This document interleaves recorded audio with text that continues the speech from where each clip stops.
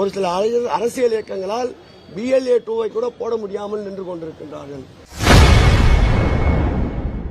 வாக்காளர் பட்டியல் முறைகேடு செய்து மட்டுமே திமுக வெற்றி பெறுவதாக கூறிய எடப்பாடி பழனிசாமி அவர்களுக்கு அமைச்சர் சேகர் பாபு பதிலடி கொடுத்துள்ளார். அந்த வெறுப்பினுடைய உச்சம்தான் இது போன்ற அநாகரிகமற்ற பேச்சுக்கள். வாக்காளர் பட்டியலில் முறைகேடு பண்ணி தான் திமுக ஜெயிக்கிறாங்க. இந்த முறை அது நடக்காது.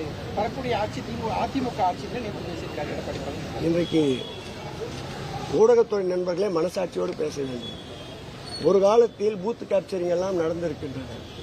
இன்றைக்கு நவீனமயமாக்கப்பட்ட இந்த சூழலில் பூத்து கேப்சரிங் என்றதே நடைபெறுகின்ற ஒரு சூழல் இல்லை.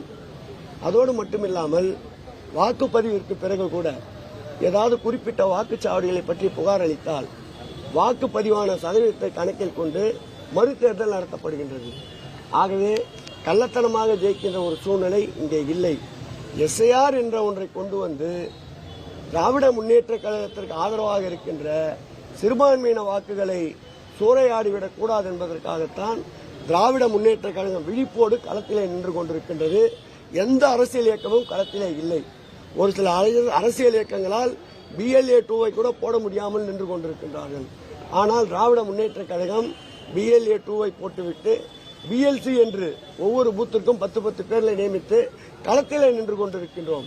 ஆகவே களத்திலே வந்து களமாட முடியாதவர்கள் இது போன்ற பொய்யான குற்றச்சாட்டுகளை அவதூறுகளை கிளப்பிக் கொண்டுதான் இருக்கிறார்கள். அதை பற்றி நாங்கள் செவிமடுப்பதில்லை. எங்கள் பணி மக்கள் பணி தொடரும்.